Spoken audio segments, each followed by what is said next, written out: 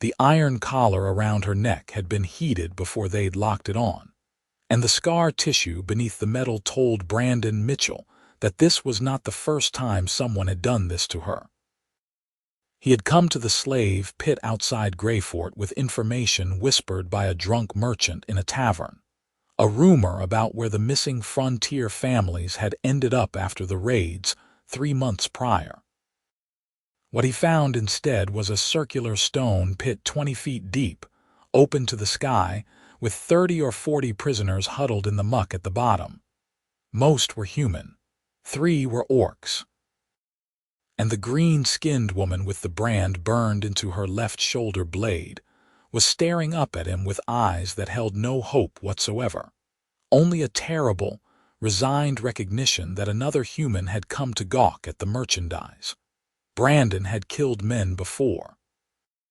He had been a soldier in the border wars, had seen what happened when clans clashed and when human settlements pushed too far into traditional orc territories.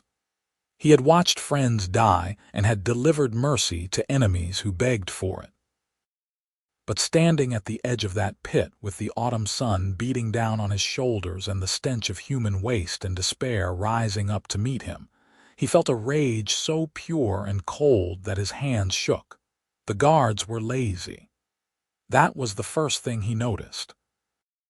They sat in the shade of a wooden shelter 30 yards from the pit, playing dice and passing a bottle between them. 4 men, all armed with short swords and cudgels, all confident that no one would dare interfere with Merchant Lord Havern's property. The slave trade was legal in Greyfort, had been for 5 years since the new governor took power, and decided that captured enemies could be put to productive use rather than simply killed. Brandon had never agreed with that law. He liked it even less now. He spent 2 hours watching the guards, noting their patterns. They checked the pit once every hour, counting heads and tossing down a bucket of water that the prisoners fought over. They changed watch at noon, 2 staying while 2 went to eat. The pit had no cover, no shelter from sun or rain. The walls were smooth stone, impossible to climb without tools. When the bells from the distant fort rang out the noon hour, Brandon walked calmly toward the guards.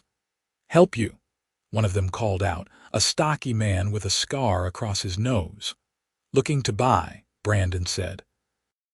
He kept his voice level, disinterested.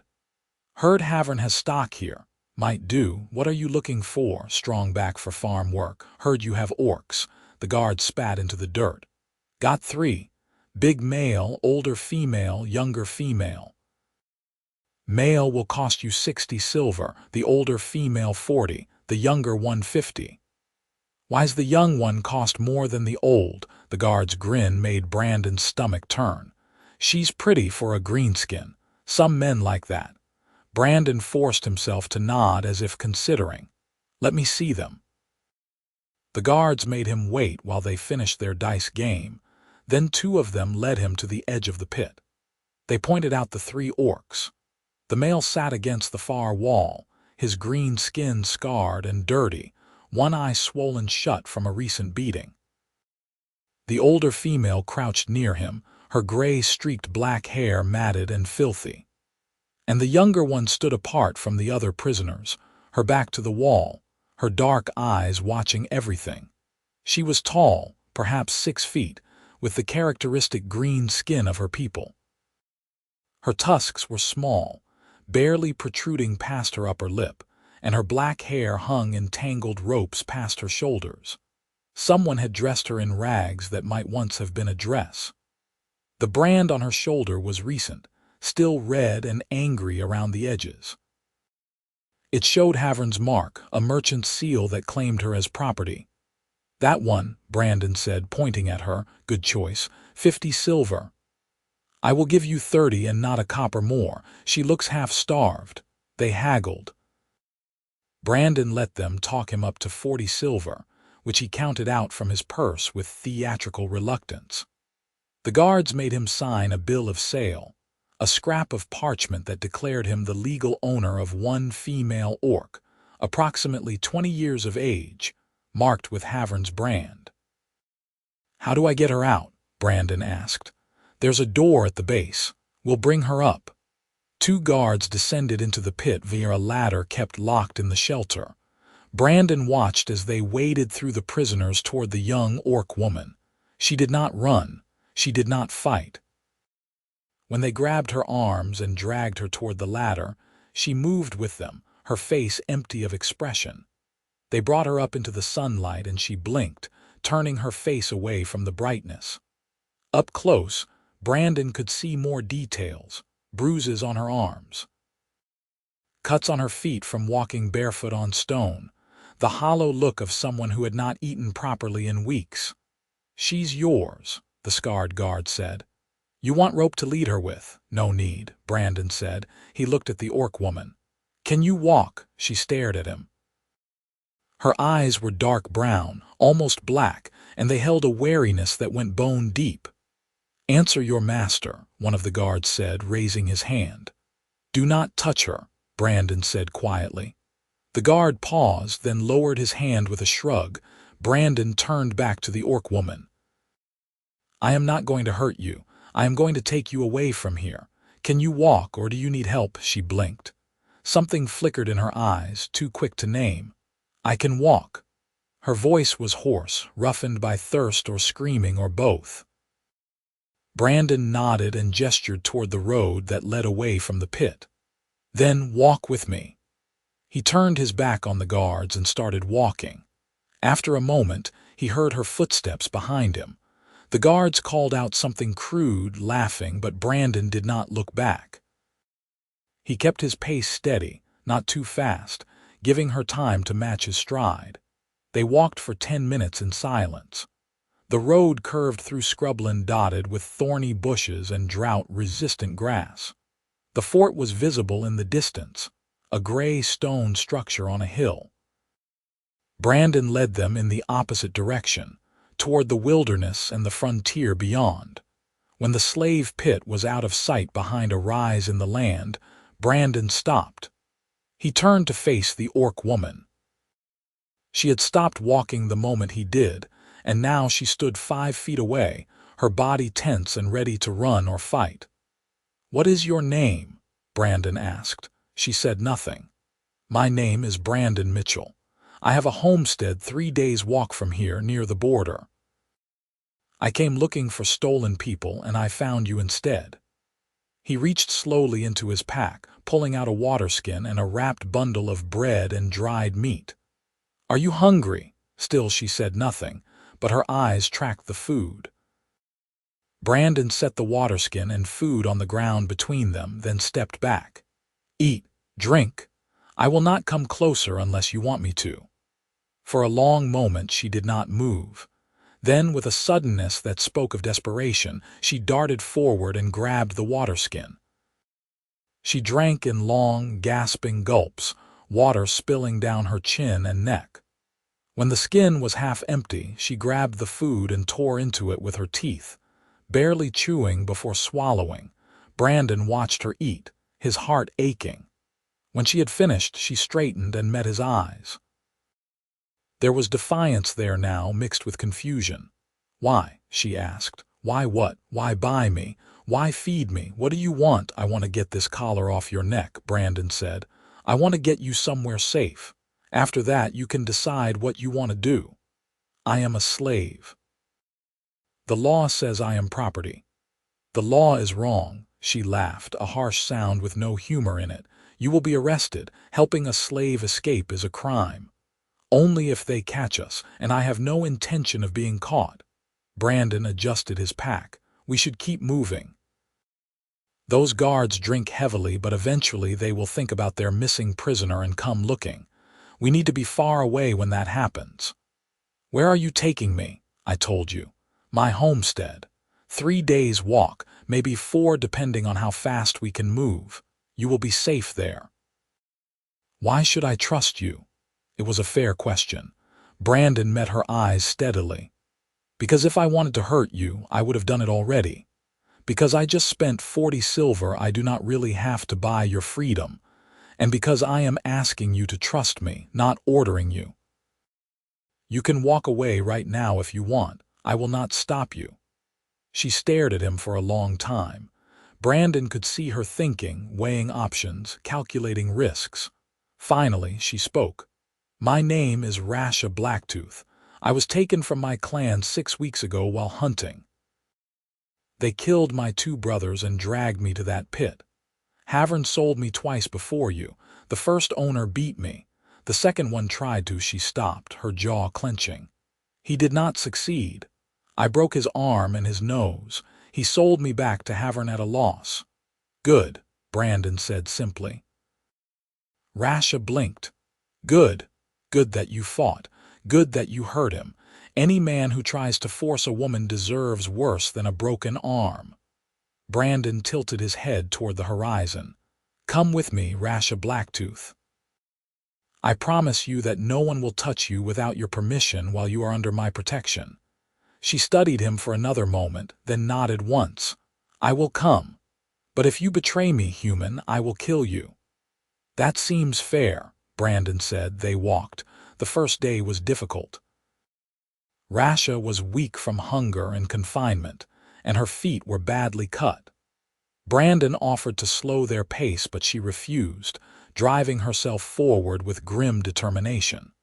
They stopped only briefly to rest and eat, sharing the provisions Brandon had brought. He had planned for a solo journey, so the food would run short, but there were settlements along the way where he could trade for more. As the sun set, Brandon led them off the road to a small depression surrounded by rocks. He built a fire while Rasha sat and watched him, her expression unreadable. "You should rest," Brandon said as he coaxed the flames to life. "I will keep watch." "Why would you keep watch? I am your property, remember? Your bill of sale says so." Brandon looked up at her. In the firelight, her green skin seemed to glow softly. "That piece of paper means nothing to me. You are not my property. You are a free person who I am helping get away from a terrible situation. The law does not care what you think. Then the law can go to hell." Brandon pulled out his bedroll and tossed it to her. "Sleep. We have a long walk tomorrow." Rasha caught the bedroll, staring at it as if it might bite her. "Where will you sleep? On the ground. I have done it before." "That is foolish. We can share." Brandon shook his head. "I will not make you uncomfortable. It is practical. The nights are cold and we need to conserve body heat." Rasha spread the bedroll out near the fire. "I am not afraid of you, human. You had your chance to force yourself on me and you did not take it. You are either truly honorable or you do not find orc women attractive." "I find you very attractive," Brandon said before he could stop himself. The words hung in the air between them. "I mean that is not why I bought you. I did not buy you because—" Rasha laughed, and this time there was genuine amusement in the sound. "Calm yourself, Brandon Mitchell. I was making a joke."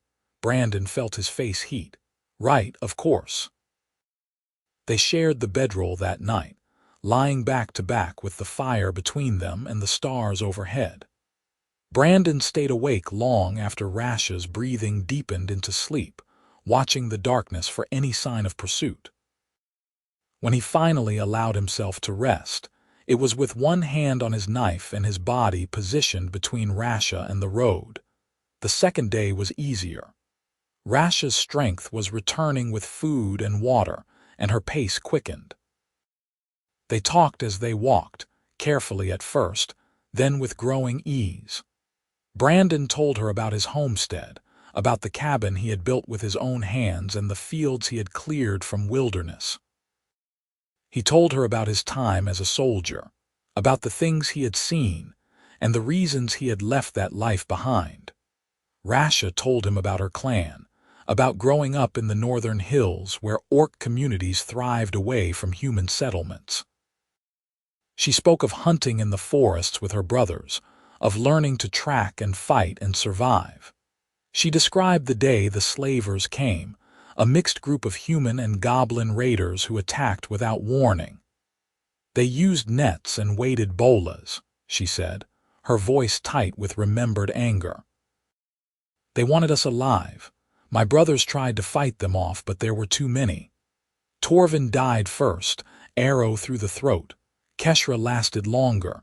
He killed 3 of them before they brought him down with spears." She touched the collar at her neck. "They put this on me while his body was still warm." "I am sorry," Brandon said quietly. "Why? You did not kill them, no, but humans did. My people did this to you." Rasha glanced at him. "You think I hold you responsible for the actions of all humans? Some would. Some would be foolish." "You are responsible for your own actions, Brandon Mitchell, not the actions of every human who ever lived." She paused. "Though I admit I am surprised to find one who thinks as you do. Most humans I have met see orcs as animals. Most orcs I have met see humans as invaders and thieves." "Are they wrong?" Brandon considered this. "No, not entirely. The frontier wars were brutal on both sides, but humans were the ones pushing into territory that did not belong to them. I fought in those wars. I followed orders, but I am not proud of everything I did." They walked in silence for a while after that, each lost in their own thoughts. That evening they reached a small settlement, barely more than a trading post and a handful of houses. Brandon bought more supplies while Rasha waited outside, her hood pulled up to hide her green skin and tusks. The trader gave Brandon suspicious looks but said nothing, taking his coin and handing over dried meat, hard bread, and a fresh water skin. As they left the settlement, a group of men called out from the porch of what looked like a tavern. "Hey there! What have you got under that hood?" Brandon kept walking. Rasha stayed close to his side. "I am talking to you." The man stood up, swaying slightly. "Drunk, then? Let us see your face, pretty thing." "Keep walking," Brandon murmured, but the drunk man and his 2 companions were moving to intercept them. Brandon's hand moved to his belt where his knife hung in its sheath. "I do not want trouble," Brandon called out. "We are just passing through." "No trouble at all, just want to see what you have got there. She smells like orc." The man's face twisted with disgust. "You traveling with a greenskin?" "None of your business." "It is my business when filth like that comes into our town." The man reached out as if to grab Rasha's hood. Brandon's knife was out and at the man's throat before the drunk could blink. "Touch her and you die." The man froze. His companions stepped back, hands moving toward their own weapons. "Brandon," Rasha said quietly, "we should go. Listen to your pet," one of the other men sneered, "before someone gets hurt." Brandon held the knife steady for another heartbeat, then stepped back, pulling Rasha with him. They backed away from the 3 men, weapons ready, until they were far enough to turn and run. They ran hard for half a mile before Brandon slowed, breathing heavily. Rasha was barely winded, her orc stamina serving her well. "That was foolish," she said. "You could have been killed." "They were drunk and slow. I have handled worse." "You threatened a man's life to defend me." "Yes." "Why?" Brandon looked at her in the fading light. "Because you deserve to be defended. Because no one has the right to touch you or threaten you or call you filth." He sheathed his knife. "Because I meant what I said. You are under my protection." Rasha's expression was unreadable. "You are a strange human, Brandon Mitchell. I will take that as a compliment." They made camp far from the road that night, in a dense thicket of trees that would hide their fire. Brandon cleaned and sharpened his knife while Rasha tended the small flame. After they had eaten, she spoke. "Tell me about your homestead. What will I do there?" "Whatever you want. You can rest, recover your strength. When you are ready, I can help you find your way back to your clan. Or you can stay if you prefer. I could use help with the harvest if you are willing to work. I would pay you fair wages." "Pay me, of course. Your labor has value." Rasha shook her head slowly. "You continue to surprise me." "Why?" "Because you treat me as a person." Even now, even after buying me legally as property, you speak to me as an equal." She touched her collar again. "Do you have tools to remove this?" "Yes, I have a blacksmith's kit at home. I can cut that collar off and melt it down for scrap." "Good, I hate the weight of it." That night they slept closer together, sharing warmth against the autumn chill. Brandon woke once to find Rasha's back pressed against his, her body relaxed in sleep. Something in his chest tightened, a feeling he could not quite name. The third day brought them into true wilderness. The road dwindled to a trail, then to barely more than a deer path. Brandon navigated by landmarks he had memorized: a lightning-struck oak, a peculiar rock formation, a creek that ran clear and cold over smooth stones. "How much farther?" Rasha asked as they stopped to refill their waterskins. "Half a day if we keep this pace. We will reach my land by sunset." "Is your home truly so isolated?" "Yes. I like it that way. Fewer people to bother me." Rasha smiled, and Brandon realized it was the first genuine smile he had seen from her. It transformed her face, softening the hard edges that suffering had carved there. "I think I understand you better now, Brandon Mitchell.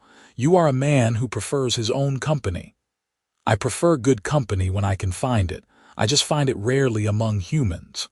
"What about orc company?" Brandon met her eyes. "I am finding it much more pleasant than I expected."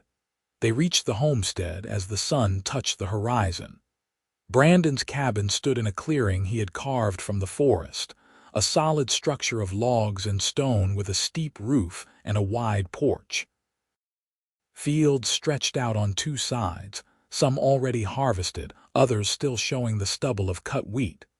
A barn stood near the cabin, and beyond it, a small stream gurgled over rocks. Rasha stopped at the edge of the clearing, staring. "You built all this yourself?" "Took me 3 years." The cabin was first, then the barn, then clearing and planting the fields. Brandon felt a surge of pride looking at his home. "It is not much, but it is mine, legally purchased every acre." "It is beautiful." Brandon glanced at her in surprise. "You think so?" "Yes, it is peaceful, quiet, safe." She took a breath. "Thank you for bringing me here. Come inside. Let me show you around." The cabin was simple but well made. The main room held a stone fireplace, a rough-hewn table with 2 chairs, and shelves lined with supplies and tools. A ladder led to a loft where Brandon slept. The walls were thick and the windows small, designed to keep heat in during winter. "There is a root cellar through that door," Brandon said, pointing. "And my workshop is attached to the barn. I have everything we need to remove your collar." "Now?" Rasha asked hopefully. "Now," Brandon agreed. He led her to the workshop, lighting lanterns to drive back the gathering darkness. His blacksmith's tools hung on the walls, well maintained and organized. He selected a thin chisel and a small hammer, then gestured for Rasha to sit on the workbench. "This might be uncomfortable," he warned. "I have to work carefully so I do not hurt you." "Do it," Rasha said. "I do not care if it hurts. I want this thing off." Brandon positioned himself carefully, examining the collar's lock mechanism. It was simple but effective, designed to be difficult to remove without the key. He wedged the chisel into the gap between the lock and the collar's body, then tapped it gently with the hammer. The work was delicate. Too much force and he might drive the chisel into Rasha's neck. Too little, and the lock would not break. He worked in silence, aware of Rasha's breath against his face, the warmth of her skin, the trust she was showing by sitting still while he worked a blade against her throat. After 20 minutes, the lock broke with a satisfying crack. Brandon carefully pried the collar open and lifted it away from Rasha's neck.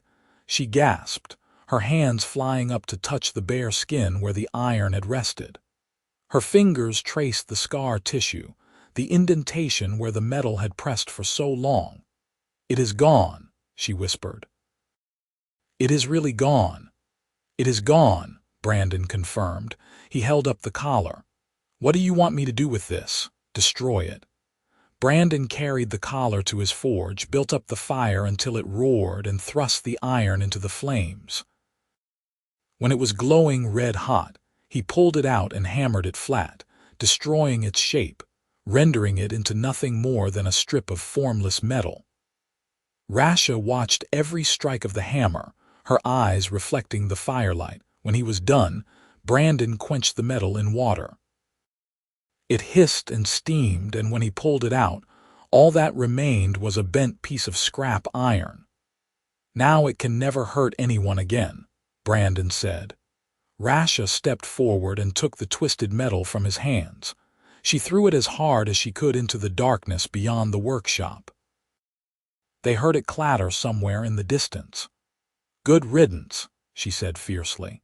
They returned to the cabin. Brandon prepared a simple meal of fried sausages and boiled potatoes while Rasha explored the space, touching things gently as if afraid they might disappear. When the food was ready, they sat at the table together. "What happens now?" Rasha asked. "Now you rest, recover, decide what you want to do." "You keep saying that, what I want to do." She set down her fork. "Why does it matter what I want? Why would it not matter?" "Because I have spent 6 weeks as a slave. Before that, I was a member of my clan, expected to fulfill certain roles and duties. No one has ever asked me what I want." Brandon leaned back in his chair. "Then maybe it is time someone asked, so I am asking. What do you want, Rasha Blacktooth?" She was quiet for a long time, staring at her plate. When she finally spoke, her voice was soft. "I want to feel safe. I want to sleep without fear. I want to wake up in the morning and not wonder if today is the day someone will hurt me." She looked up at him. "I want to stay here if you will let me. You can stay as long as you like. I will work for my keep. I am strong. I can help with your farm." "I would appreciate the help, but you do not owe me anything, Rasha." "I owe you my freedom. I owe you my life." "No, you owe me nothing. What I did because it was right, not because I expected repayment." Rasha shook her head, a small smile playing at her lips. "You truly are strange, Brandon Mitchell." Over the following weeks, they fell into a routine.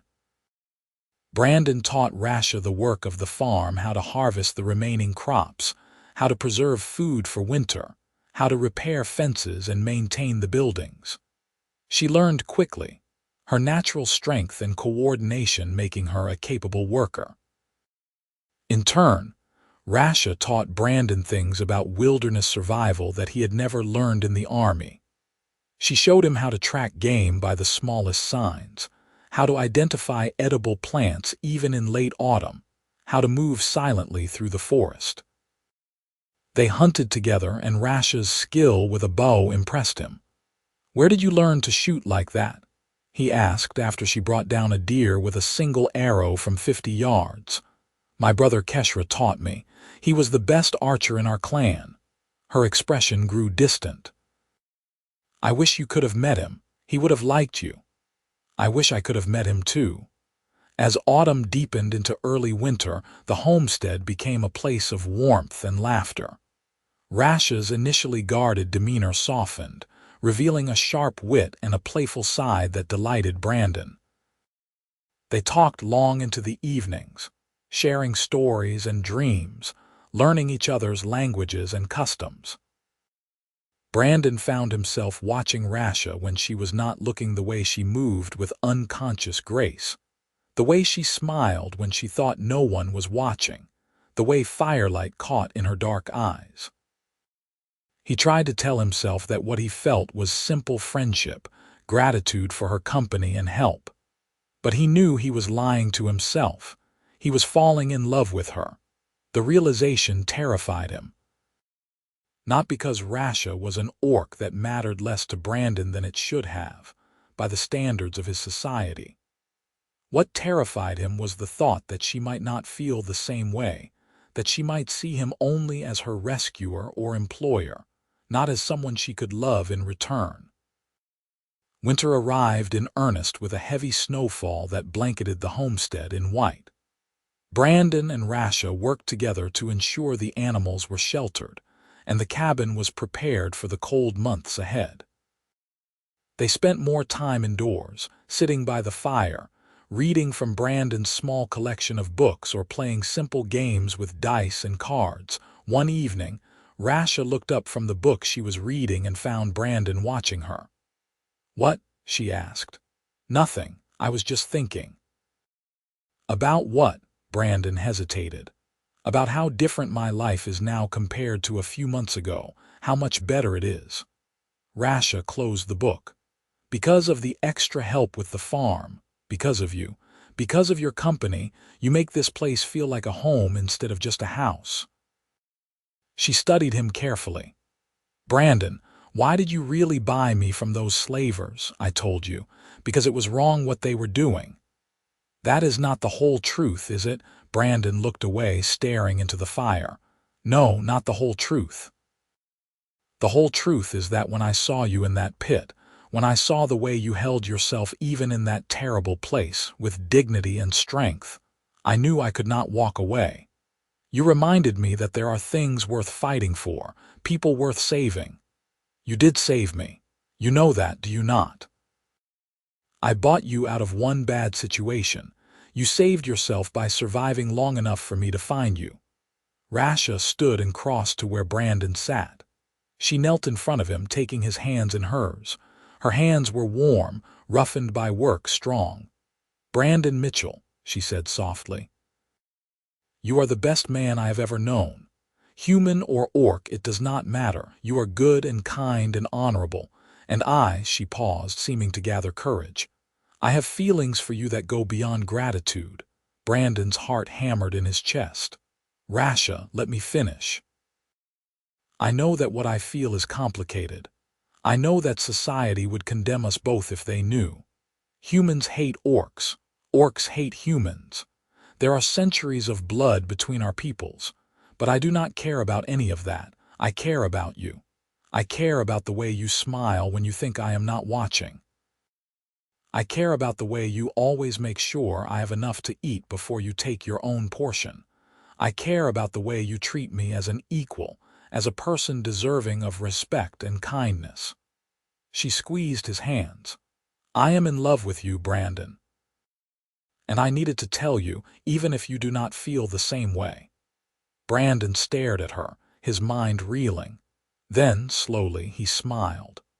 "I do feel the same way. I have been falling in love with you since the moment you made that joke about me finding you attractive. Maybe before that. Maybe from the moment I first saw you. Truly, truly." Rasha laughed, and there were tears in her eyes. Brandon reached up to brush them away, his fingers gentle against her green skin. She leaned into his touch, her eyes closing.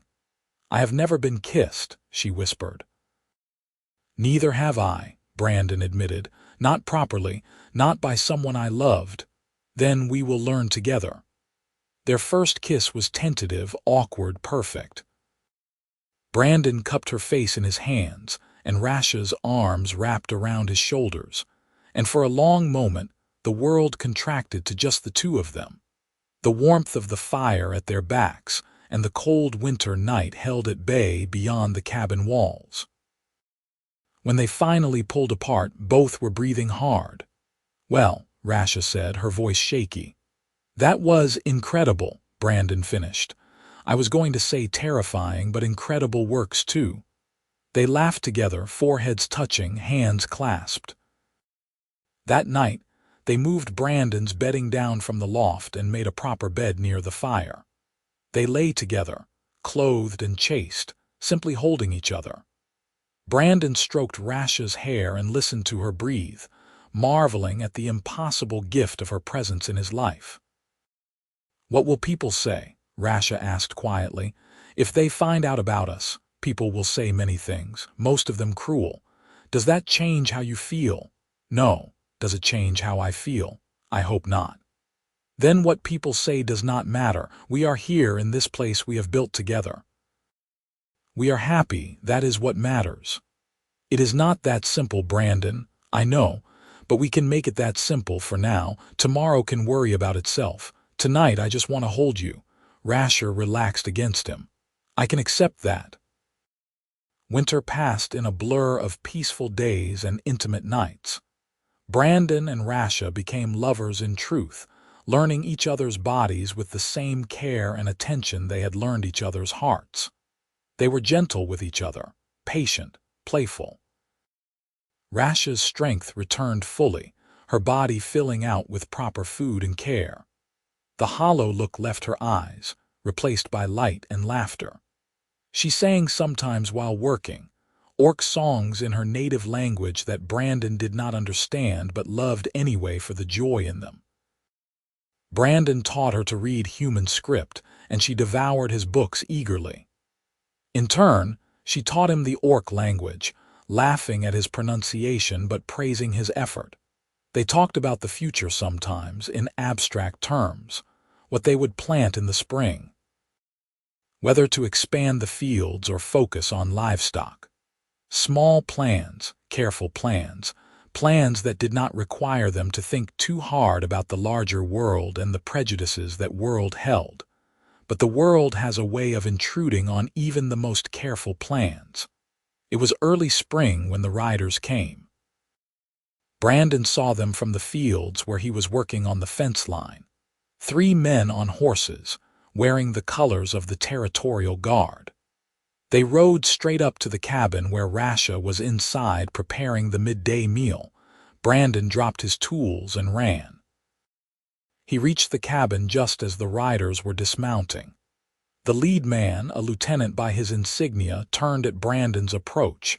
"Are you Brandon Mitchell?" the lieutenant asked. "I am. What is this about? We are looking for an escaped slave." Female orc, green skin, black hair, approximately 20 years old. She escaped from legal custody in Greyfort 6 months ago. We have information that she was seen in this area. Brandon's blood ran cold. "I have not seen anyone like that. You mind if we search your property?" "I do mind, actually. You have no warrant. We do not need a warrant to search for escaped slaves. That law only applies within city limits. This is private property, legally purchased. You need a warrant from a territorial judge." The lieutenant's eyes narrowed. "You seem very familiar with the law, Mitchell. I like to know my rights. Your rights do not extend to harboring fugitive property." "I am not harboring anyone." The door to the cabin opened and Rasha stepped out onto the porch. She had a bow in her hands, an arrow nocked but not drawn. Her face was calm but her eyes were hard as flint. "Get off our land," she said quietly. The lieutenant stared at her. "That is her. That is the escaped slave." "I am no one's slave," Rasha said. "The collar is gone. I am free. The law says otherwise. You are property of Merchant Lord Havern, stolen from his custody by this man." The lieutenant turned to Brandon. "Brandon Mitchell, you are under arrest for theft of property valued at over 50 silver. You will come with us to stand trial." "No," Rasha said. She drew the bow, the arrow now aimed at the lieutenant's chest. "No, he will not. Put down the weapon," one of the other guards shouted, drawing his sword. "Everyone stay calm," Brandon said, his hands raised. His mind raced, calculating options. 3 armed men, Rasha with a bow, him with only a knife at his belt. The odds were not good. "Put down the bow," the lieutenant said, "or we will kill you both where you stand." "If you try to take him, I will put this arrow through your heart," Rasha said. Her voice was steady, her aim unwavering. "I am a very good shot, as you can see. I will kill you first, then your men. You might kill one of us, you will not kill all 3, and then you and your lover will both hang for murder." Brandon's mind worked frantically. There had to be a way out of this. There had to be. "Wait," he said. "There is another option." "What option?" the lieutenant asked. "The law says Rasha is property, correct, worth 50 silver. 40 silver was the purchase price. Theft adds a penalty. Total value is set at 80 silver for the purposes of punishment." I will pay the 80 silver, right now. I have it saved from my harvest sales. The lieutenant frowned. That is not how this works. You committed a crime. The crime was theft of property. If I pay for the property, then no theft occurred, just a delayed payment. Havern gets his money. You get to close the case without anyone dying. Everyone wins. The law is not that simple. Actually, it is. Section 12 of the Territorial Code allows for restitution in property crimes as an alternative to imprisonment, at the discretion of the injured party. Havern gets 80 silver today, or he gets it in a year or two after a trial that will cost him time and legal fees, and he might not even win. Which do you think he will prefer? The lieutenant was silent for a long moment. You are very certain of yourself. I am certain of the law. I am also certain that my partner has her arrow aimed at your heart and her finger is getting tired. So you have a choice, Lieutenant. You can try to arrest me and probably die in the process. Or you can take 80 silver back to Havern and tell him the matter is settled. Another long silence. Then the lieutenant sighed. Fine. Get the silver. But if Havern does not accept this deal, I will be back with 20 men and warrants for both your heads. Understood. Brandon went into the cabin, acutely aware of the guard's eyes on him. He pulled up the floorboard where he kept his savings and counted out 80 silver coins. It was nearly everything he had, the profit from 3 years of hard work. But it was worth it. Rasha was worth everything. He brought the silver out and handed it to the lieutenant. Count it if you want. The lieutenant counted carefully, then nodded. 80 silver, witnessed and received. He looked at Rasha, who still held her bow ready. You are very lucky, Greenskin. Lucky that your man here is clever and has deep pockets. I am lucky in many ways, Rasha said. Now leave. And if you come back, I will not be so merciful. The guards mounted up and rode away. Brandon and Rasha stood on the porch, watching until they disappeared from sight. Then Rasha lowered her bow, her hands shaking. Are they really gone? She whispered. They are gone. She turned to Brandon, her eyes wide. You gave them everything, all your savings. It was just money. I can earn more. Brandon, he pulled her into his arms, holding her tight. You are worth more than all the silver in the world. You are worth everything. Rasha buried her face in his shoulder and cried, great heaving sobs that shook her whole body. Brandon held her and stroked her hair and murmured soft words of comfort. When she finally quieted, he tilted her face up to look at him. This is going to keep happening, she said. They will keep coming. The law is on their side. Then we change the law. How, I do not know yet, but we will find a way. He kissed her forehead. I am not letting anyone take you from me, Rasha. I do not care what the law says. You are mine and I am yours, and nothing will change that. You cannot fight the whole world. Watch me. Despite the confidence in his words, Brandon knew the situation was precarious. The guards would tell others about Rasha. Word would spread. There would be questions, accusations, perhaps more attempts to reclaim her as property. They talked long into that night, weighing options. They could run, seek sanctuary in Orc territory. But that would mean abandoning everything Brandon had built, and Rasha was not sure her own people would accept her return, not with a human lover. Orcs held their own prejudices. They could try to fight in court, challenge the slavery laws themselves. But that would take years and money they did not have, and the outcome was far from certain. Or they could stay, defend their home, and hope that people would eventually leave them alone. I do not know what the right answer is, Brandon admitted as they lay together in the darkness. Neither do I, Rasha said. But I know I do not want to run. This place is the first home I have had since I was taken. I do not want to leave it. Then we stay, we hold our ground. Together. Always together. The weeks that followed were tense. Brandon went into the nearest settlement only when absolutely necessary, and he went armed. He heard the whispers, saw the suspicious looks. Word had indeed spread about the escaped slave living on the Mitchell homestead. But no one came to challenge them directly. Perhaps the story of Rash's bow aimed at the guards' hearts had also spread. Perhaps people simply did not care enough to get involved. Whatever the reason, they were left alone. Spring turned to summer. Brandon and Rasha worked the fields together, planting and tending crops. They expanded the garden and built a larger chicken coop. The physical work was exhausting but satisfying, made more so because they did it together. One evening in late summer, as they sat on the porch watching the sunset, Rasha spoke. "Brandon, I need to tell you something." "What is it?" "I have been thinking about my clan, about my family. They do not know what happened to me. They do not know if I am alive or dead." "Do you want to contact them?" "I do, but I am afraid." "Afraid of what?" "Afraid of what they will think about me, about us." She looked down at her hands. "Orc clans have strict rules about associating with humans. What we have, what we are to each other, my people would see it as betrayal." "Would they cast you out?" "Probably." "Unless," she paused. "Unless what?" "Unless you were my mate. My husband in your language. If we were formally bonded, if you were accepted into the clan as my partner, they might allow it. It has happened before, very rarely. But you would have to prove yourself worthy." Brandon took her hand. "What does that mean? Prove myself worthy?"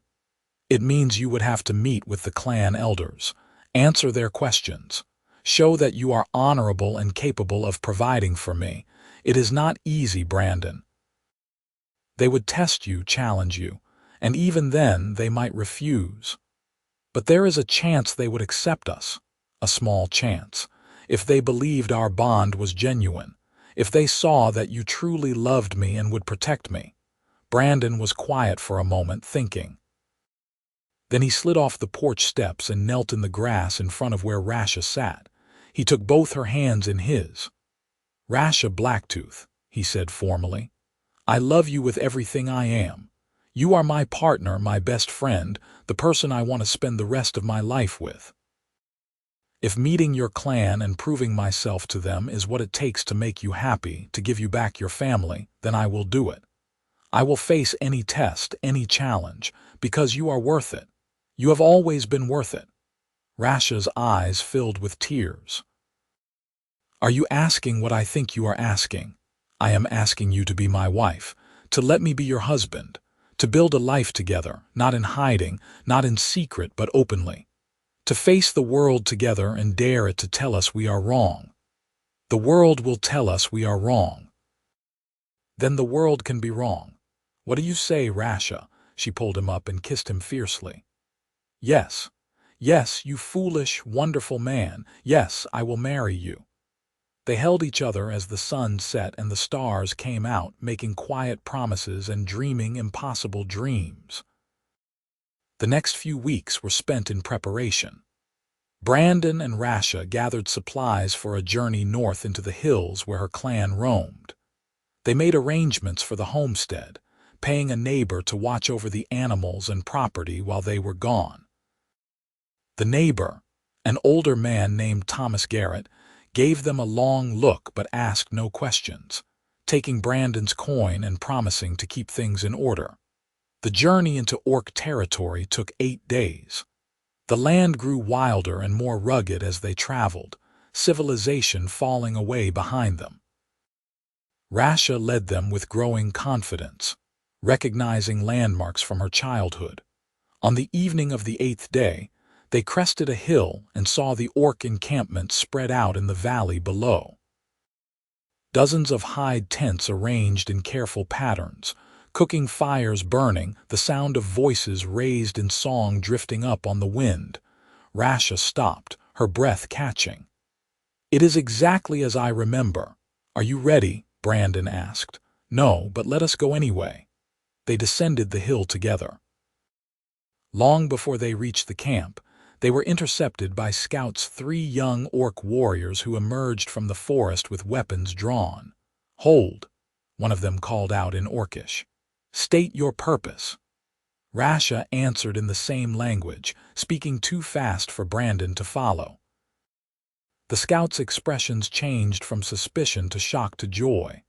One of them, a young man with a scar across his cheek, lowered his spear and stared. "Rasha, is that really you?" "It is me, Grosh. I have come home." The scouts whooped with joy and rushed forward, embracing Rasha and talking over each other in excitement. Brandon stood back, giving them space, understanding none of the rapid conversation but feeling the emotion in it. Finally, Rasha turned to him, switching to human speech.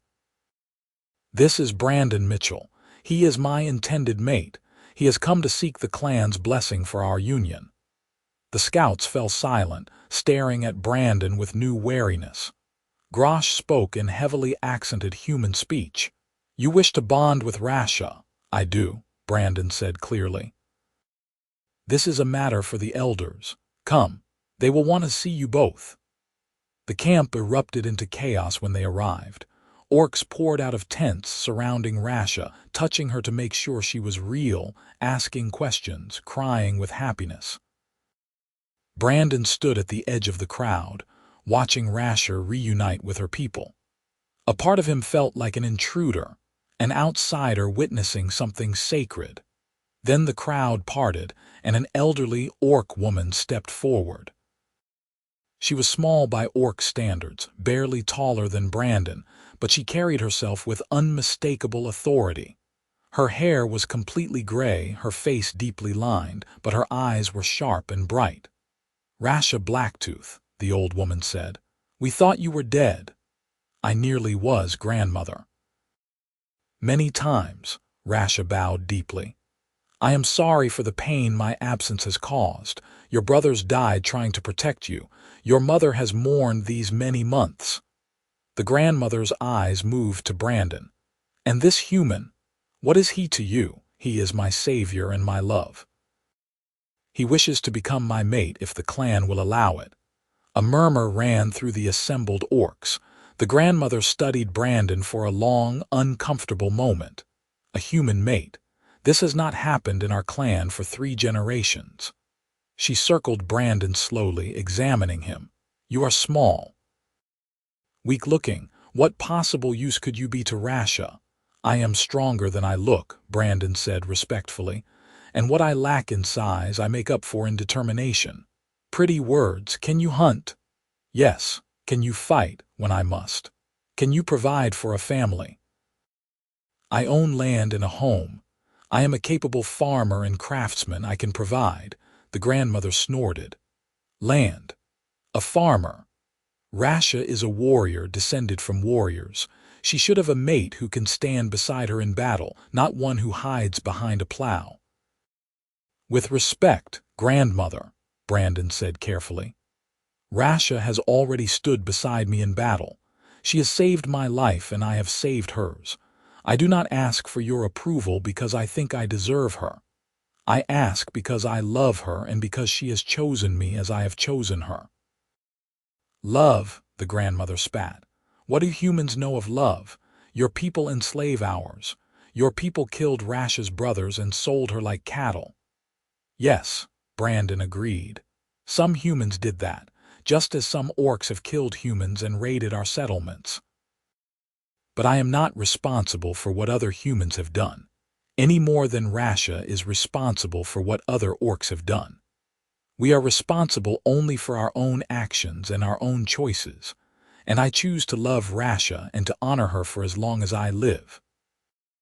The grandmother was silent for a long moment. Then she turned to Rasha. "Is this truly what you want, child? A life with this human? It will not be easy. Both our peoples will condemn you."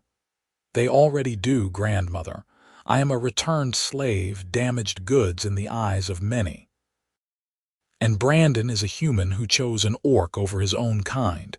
We are already condemned, but we are happy. We have built a good life together, and I want my family to know that life, to be part of it." The grandmother sighed. Very well, the clan will decide. But first, the human must undergo the trials. Trials, Brandon asked. 3 tests to prove your worth. If you pass, the clan will accept you as Rash's mate. If you fail, you will leave and never return. Brandon looked at Rasha, who nodded encouragement. He turned back to the grandmother. I accept. What are the trials? First trial begins at dawn. You will hunt with our warriors. You must bring back game worthy of a feast, or you will be judged unworthy. The second trial will be a test of strength. The third, a test of character. Be ready. That night, Rasha took Brandon to meet her mother. Shalka Blacktooth was a middle-aged orc woman with Rasha's eyes and a sadness that went soul-deep. When she saw her daughter, she broke down weeping, holding Rasha and rocking her as if she were still a child. My daughter, she sobbed. My precious daughter, I thought I had lost you forever. I am here, mother. I am home. They talked long into the night, Rasha telling the story of her capture and her rescue, her time in the slave pit, the man who had bought her and set her free.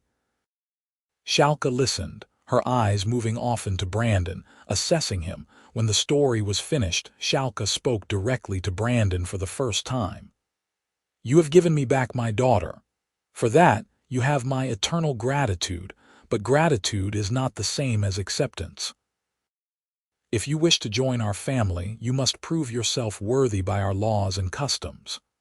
I understand, Brandon said, and I am ready to prove myself. Good, because the trials are not easy, many have failed them, and if you fail, Rasha will have to choose between her family and her love. Brandon reached out and took Rasha's hand. I do not intend to fail. He slept little that night, his mind racing with worries and possibilities. But when dawn came, he rose with determination, ready to face whatever the clan demanded of him. The first trial took him into the forest with a group of orc hunters. They moved through the woods with practiced silence, barely seeming to disturb the undergrowth. Brandon followed, using the skills Rasha had taught him over the long winter, trying not to stand out as the weak link. They tracked a herd of elk through the morning, the hunters communicating with subtle gestures and soft sounds.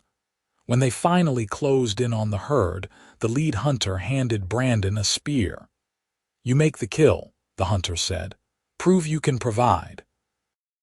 Brandon studied the herd, picking out a large male elk with a strong rack of antlers. It would be a difficult shot, but an impressive kill. He moved into position, waiting for the moment when the elk turned broadside to him. When the moment came, he threw. The spear flew true, striking the elk behind the shoulder. The animal stumbled, tried to run, and collapsed after 20 yards. The other hunters whooped with approval, slapping Brandon on the back hard enough to nearly knock him over. Good throw, human, one of them laughed. Very good. They dressed the elk and carried it back to camp in triumph. The grandmother examined the kill with a critical eye, then nodded. Acceptable. You have passed the first trial. The second trial came the next day. Brandon was brought to a clearing where a circle had been drawn in the dirt. An orc warrior waited inside the circle. Grosh, the young scout who had greeted them on the hill. This is a test of strength and skill, the grandmother announced. You will wrestle. First to step outside the circle or submit loses. If you lose, you fail the trial. Brandon studied his opponent. Grosh was younger than him by several years, but taller, heavier, and clearly confident. This would not be easy. They circled each other carefully. Grosh lunged first, trying to use his size advantage to simply overpower Brandon. Brandon sidestepped, using Grosh's momentum against him, nearly sending the young orc out of the circle. They grappled and broke apart repeatedly. Grosh was stronger, but Brandon was quicker and more experienced. He had learned to fight in the army, had studied holds and counters that Grosh had never seen. The match lasted nearly 20 minutes before Brandon finally managed to get behind Grosh and lock his arm around the younger orc's neck. Grosh struggled, trying to break free, but Brandon held on grimly. "Submit," Brandon gasped, "or I will choke you unconscious." Grosh tapped Brandon's arm. "I submit." Brandon released him immediately, helping the young orc to his feet. Grosh grinned, showing his tusks. "You fight well for a human." "You fight well too, I just had more practice." The grandmother nodded from outside the circle. "You have passed the second trial." The third trial came on the third day. Brandon was brought before the gathered clan in the evening, with the fires burning and the stars overhead. "The final trial is a test of character," the grandmother announced. "You have proven you can provide and that you can defend. Now you must prove that you are worthy of our trust. You must answer our questions with complete honesty. If we believe you are lying, you fail." For hours, the clan members took turns asking Brandon questions. They asked about his past, his time as a soldier, the things he had done during the border wars. They asked about his motivations, his feelings for Rasha, his plans for the future.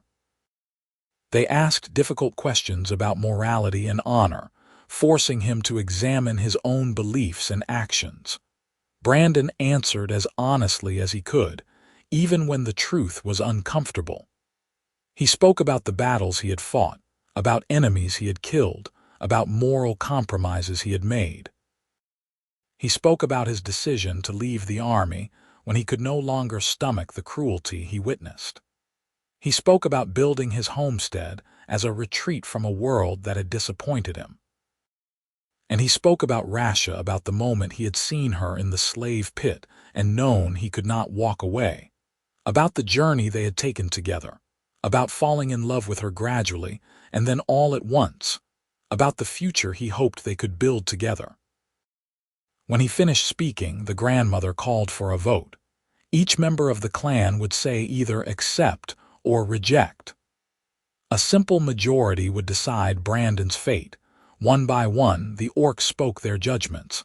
Some voted to reject, citing old prejudices and fears. But more voted to accept, swayed by Brandon's honesty and by Rasha's obvious happiness. When the last vote was counted, the grandmother announced the results. "The clan has spoken. Brandon Mitchell, you have passed the 3 trials. You are accepted as a mate for Rasha Blacktooth and as a member of the Blacktooth clan." Rasha cried out with joy and threw herself into Brandon's arms. The clan erupted in celebration, bringing out food and drink for a feast. The bonding ceremony took place the next evening. It was a beautiful ritual, blending orc and human traditions. Rasha wore a dress woven from forest materials, decorated with flowers and feathers. Brandon wore his best clothes, cleaned and mended for the occasion. They stood before the grandmother and the assembled clan, speaking vows in both orcish and human tongues. They promised to love and honor each other, to stand together against all challenges, to build a life of mutual respect and partnership. The grandmother bound their hands together with a woven cord. "What is joined here cannot be put asunder," she intoned. "You are bound by choice, by love, and by the witness of this clan. Go forth as mates, as partners, as one unit against the world." The celebration lasted through the night. Brandon danced with Rasha under the stars, surrounded by her family and clan, and felt more accepted and at home than he had in years. They stayed with the clan for 2 more weeks, helping with the autumn preparations and getting to know Rasha's family better. Shalka warmed to Brandon gradually, and by the time they prepared to leave, she embraced him as a son. "Take care of my daughter," she said, "and bring her to visit often. She has been gone from us too long already." "I will," Brandon promised. "You are always welcome at our home as well." The journey back to the homestead felt different than the journey north. They traveled as husband and wife now, bound by law and tradition and love. They talked about the future more concretely, about children they might have someday, about building a bridge between their two peoples, about creating a place where humans and orcs could live in peace. When they finally crested the last hill and saw the homestead spread out before them, Rasha squeezed Brandon's hand. "Home," she said simply. "Home," Brandon agreed. Thomas Garrett met them at the cabin, reporting that all had been well in their absence. He looked at the woven cord still tied around their wrists and smiled. "Congratulations," he said gruffly. "I hope you will be happy together." "Thank you," Brandon said, surprised by the older man's acceptance. "My own daughter married an orc," Thomas said quietly. "They live up north in a mixed settlement. I do not see them often, but I see how happy she is in her letters. The world is changing, Mitchell. Some of us are ready for that change." After Thomas left, Brandon and Rasha walked through the homestead together, checking on the animals and the fields. Everything was as they had left it, solid and real and waiting for them. That night they lay together in their bed, the fire burning low, the autumn wind rustling through the trees outside. "Are you happy?" Brandon asked. "I am so happy I can barely comprehend it," Rasha said. "6 months ago, I was in a slave pit waiting to die. Now I am home with a husband who loves me, with my clan's blessing and my family's acceptance. It seems impossible. It seems impossible to me too, but it is real. We made it real. We did." She turned to face him, her dark eyes reflecting the firelight. "Thank you, Brandon, for everything, for seeing me as a person when no one else would, for risking everything to save me, for loving me even when the world said you should not." "I would do it all again," Brandon said. "Every difficult moment, every challenge, every risk, because it led to this, to us." They kissed soft and slow, a kiss that held promises and hope and a future that stretched out bright before them. The seasons turned. Winter came again, then spring, then summer. The homestead prospered under their shared labor.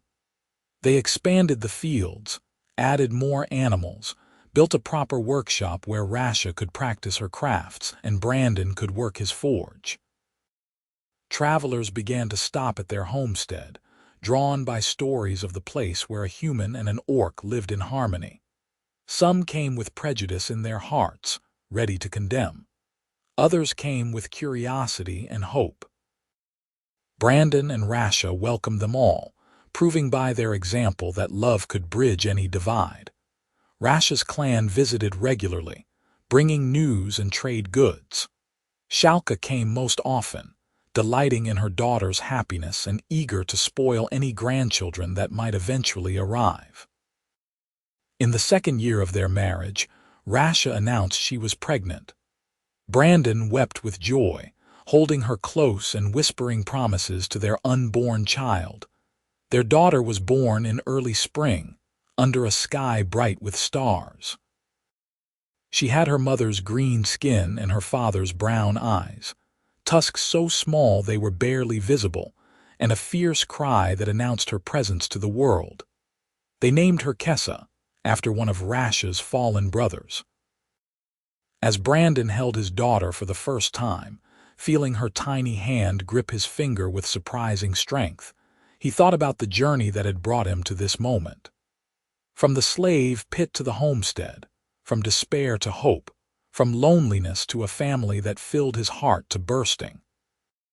"Thank you," he whispered to Rasha, who lay exhausted but glowing in their bed. "For what?" she asked. "For trusting me, for choosing me, for building this life with me." "Thank you for finding me," Rasha said, "for carrying me out past those guards, for believing I was worth saving." "You were always worth saving. You are worth everything." Little Kessa grew quickly, a bright and curious child who loved equally the human world and the orc traditions her mother taught her.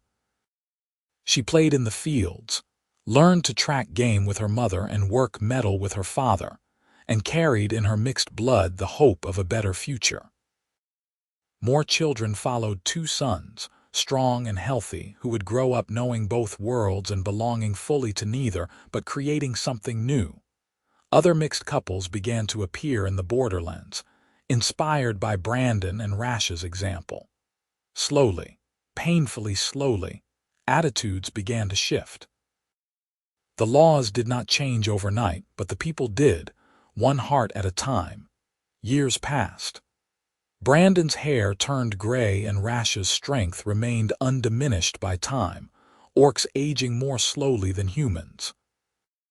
They grew old together, surrounded by children and grandchildren, by friends human and orc alike, by a community they had helped create through their love and their stubborn insistence on each other's worth. And when Brandon finally lay dying in his bed, very old and very tired, with Rasha holding his hand and his family gathered around him, his last words were simple. "I would do it all again," he whispered. "Every moment, every choice, it led me to you, and I to you," Rasha said through her tears. "My love, my heart, my Brandon." He smiled, squeezed her hand one final time, and closed his eyes in peace. Rasha lived many more years, watching their grandchildren grow, telling stories of the man who had seen her in a slave pit and chosen to save her, who had carried her out past guards and into a life neither of them could have imagined. She spoke of love that transcended species and prejudice, of courage that came from the heart rather than the sword, of a future built on hope rather than hate. And when she finally joined Brandon in whatever came after, their children and grandchildren continued the work they had begun, building bridges where others had built walls, choosing love where others chose fear, proving that the impossible was only impossible until someone dared to make it real. The homestead stood for generations, a symbol of what could be achieved when two people decided that love mattered more than law, that compassion mattered more than custom, that the person in front of you mattered more than the prejudices behind you. And in the hearts of those who came after, the story lived on, the story of how he found her in a branded slave pit and carried the orc woman out past the guards, and how that single act of courage and compassion changed everything.